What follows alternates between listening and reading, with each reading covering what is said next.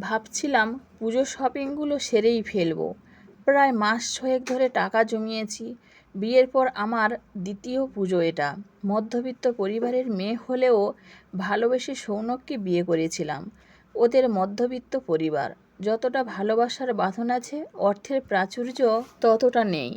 এখানেই আমার মা বাবার আপত্তি।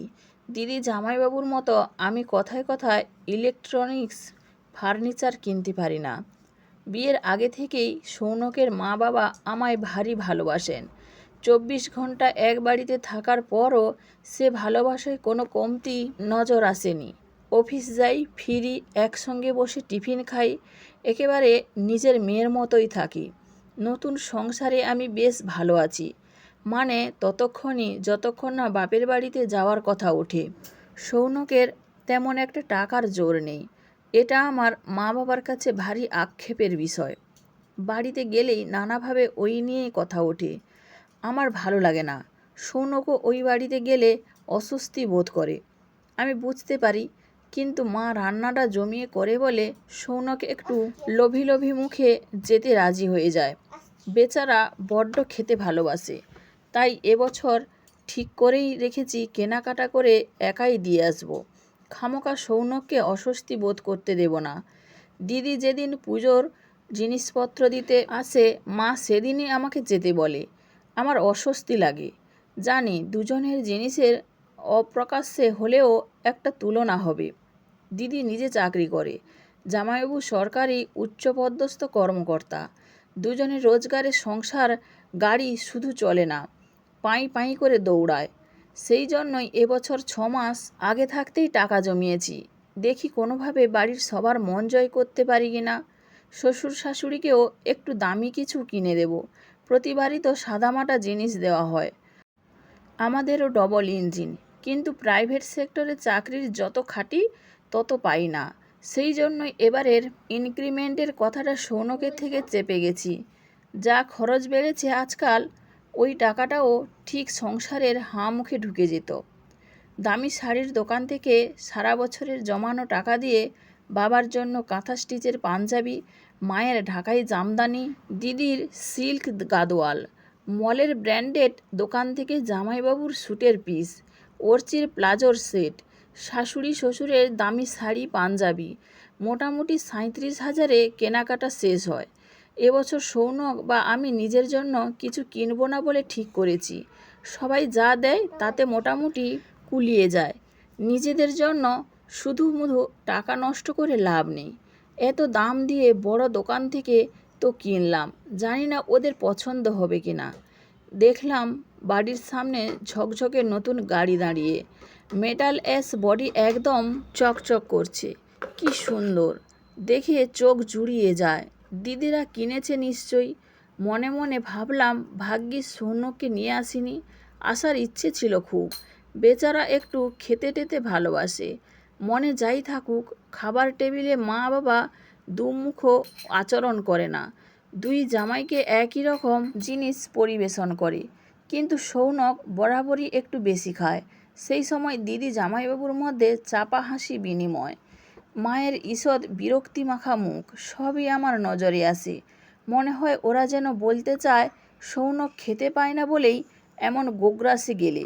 ইচ্ছে করেই ওকে আনিনি আজকে। কি দরকার, আসলে ভালোবেসে বিয়েটা করেছি তো। সৌনককে কেউ অপমান করলে অপমানটা নিজের গায়ে বাজে। দিদির মেয়ে অর্চিতার হাতে হাসি মুখে প্লাজো সেটটা দিলাম। ওর জন্য অনেক ঘুরে নামি মলের ব্র্যান্ডেড দোকান থেকে কিনেছি। বাড়ির সবচেয়ে ক্ষুদে সদস্য বলে কথা। মিমির কাছে সবার আগে ওর দাবি। কিন্তু অর্চির চোখের দিকে তাকিয়ে দেখলুম স্পষ্ট অসন্তোষ। গম্ভীর মুখে বলল, তুমি কিনতে গেলে কেন? আমি নিজের পছন্দ মতো কিনতে পছন্দ করি। মাম্মাম সঙ্গে মলে গিয়ে দাদু দিদা আমায় ক্যাশ দিয়ে দেয়। পরের বার থেকে তুমিও তাই দিও মিমি, কিনে দিও না। পছন্দ না হলে পরতে ইচ্ছে করে না। অর্চির বয়স হবে 9। এত ছোট মেয়ের মুখ থেকে এমন কথা শুনে একটু চমকে উঠেছিলাম। বুঝলাম আমাদের সময় পেরিয়ে এসেছি। উপহার যেমনই হোক, তাকে হেসে ভালোবেসে গ্রহণ করতে হয়।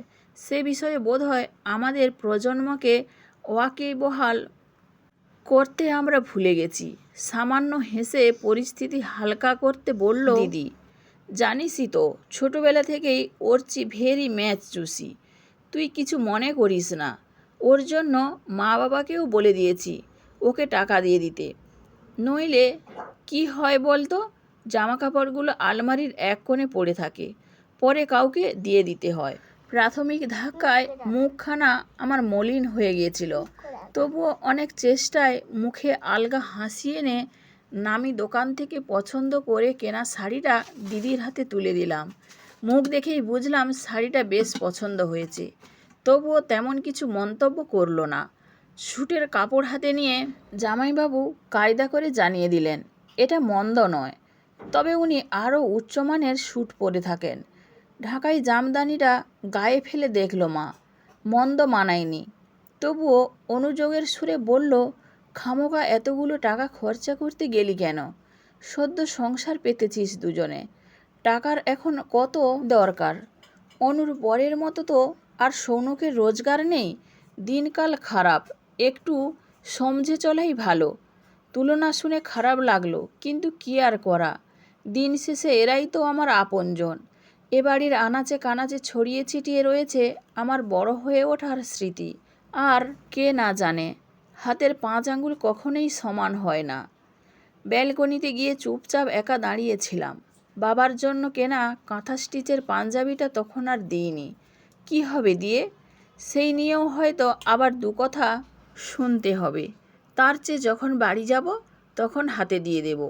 এত চেষ্টা করি, তবু যে কেউ কেন খুশি হয় না বুঝতে পারি না ঠিক। ড্রয়িং রুমে বসে মোবাইলে মার্ভেল সিরিজ দেখতে দেখতে ওরচি পিৎজা খাচ্ছে। ক্যাপ্টেন আমেরিকা ওর পছন্দের ক্যারেক্টার, কিন্তু দিদার বানানো খাবার ওর পছন্দ নয়, ওগুলো নাকি ওয়েলি, বোরিং। ফুড অ্যাপে অর্ডার করে বাবা নাতনির পছন্দের খাবার আনিয়ে দিয়েছে। ইচ্ছে করছিল না একদম, তবু মায়ের জোরাজুরিতে খাবার টেবিলে বসতে হলো। ফ্রাইড রাইস, প্রন কারি, দই কাতলা, মাটন কষা, সঙ্গে চাটনি পাঁপড়। জামাইবাবু খাদ্যরসিক, খেতে ভালোবাসেন, তবে পরিমাণে খুবই অল্প খান। তাই জামাইবাবু এলে মা নানা রকম রান্না করে নিজের কুলিনারি স্কিল ঝালিয়ে নেন। খেতে বসে আমার বারবার সৌনকের কথা মনে পড়ছিল। বেচারা হয় রুই মাছের ঝোল দিয়ে ভাত খাচ্ছে। সত্যি বলতে কি, একদিনে এত রকমের রান্না করা আমার পক্ষে সম্ভব হয় না, শরীর দেয় না। তার উপর টাকা পয়সার ব্যাপার তো রয়েছেই। শ্বশুরবাড়িতে কোনো কাজের লোক নেই, শাশুড়িমা অনেকটাই নিজে দায়িত্ব নিয়ে করে নেন। মাছ ভাত নিয়ে নাড়াচাড়া করছি দেখে মা বোধহয় কিছু বুঝতে পারল। আমাকে খানিক চমকে দিয়ে বলে উঠল, আজ সৌনককে আনতে পারতিস, ছেলেটা এসব খেতে ভালোবাসে। কিছু বলার আগেই মুচকি হেসে বলল, দিদি আফসোস করছো কেন মা? অনেকটাই করেই তো বানিয়েছো, খানিকটা জামাইয়ের জন্য পাঠিয়ে দাও, ফ্রিজে রেখে দিন 2 খেতে পারবে। সংসার চালিয়ে এত কিছু কেনা কম খরচের ব্যাপার। কথাটা অসমাপ্ত রেখে দিদি বলল, কী রে, এবছর পুজোয় সৌনক তোকে কী দিল? বানিয়ে বললাম, লাল টুকটুকে ঢাকাই জামদানি। মায়ের দিকে তাকিয়ে হাসার চেষ্টা করলাম। ওসব অদ্দূর নিয়ে যেতে পারবো না, ঝোলটোল চলকে পড়লে মুশকিল, জামা কাপড় দাগ লেগে যাবে। আর ও বাড়ির সবাই তাড়াতাড়ি খায়, এতক্ষণে বোধহয় খাওয়া হয়ে গেছে। অবাক হয়ে দেখলাম মা দ্বিতীয়বার অনুরোধ পর্যন্ত করল না, উল্টে বড় জামাইকে পরিবেশনে ব্যস্ত হয়ে পড়ল। খাসির মাংস নিয়ে সাধছে। আগেই দেখেছি জামাইবাবু মাকে লেটেস্ট আইফোন দিয়েছে পুজোর গিফট হিসেবে। আমার দেওয়া শাড়ি যতই দামি হোক, ওর পাশে মেড়মেড়ে ফ্যাকাশে। বয়সের কারণে বাবা আজকাল খানিক শ্লথ হয়ে পড়েছে। খেয়ে উঠে কখন এক ফাঁকে ঘরে চলে এসেছে টের পায়নি। আত্মমগ্ন ছিলাম বোধহয় তখন। কোনো রকমে খাওয়া দাওয়া সেরে বেরিয়ে আসবো বলে বাবার ঘরে ঢুকে বিদায় নিতে গেছি। পেছন ফিরতেই বাবা বলে উঠল, আমার গিফটটা তো দিলি না মামন, আমার জন্য এবার কিছু আনিসনি বুঝি? চোখের জল লুকিয়ে বাবার হাতে পাঞ্জাবির প্যাকেটটা দিই। প্যাকেট থেকে পাঞ্জাবিটা বের করে গায়ে গলিয়ে আয়নার সামনে দাঁড়িয়ে একগাল হেসে বাবা বলে ওঠেন, বল মামন, কেমন মানিয়েছে আমায়? দেখে মনে হচ্ছে না বয়সটা যেন বছর 10 কমে গেছে?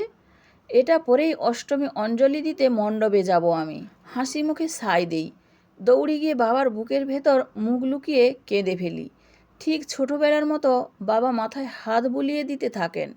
মন খারাপিয়া মেঘ কেটে ভালো লাগা রোদ্দুর ছড়িয়ে পড়ে চারিদিকে। বন্ধুরা, গল্পটি যদি ভালো লেগে থাকে তাহলে প্লিজ লাইক, কমেন্ট ও শেয়ার করতে ভুলবেন না।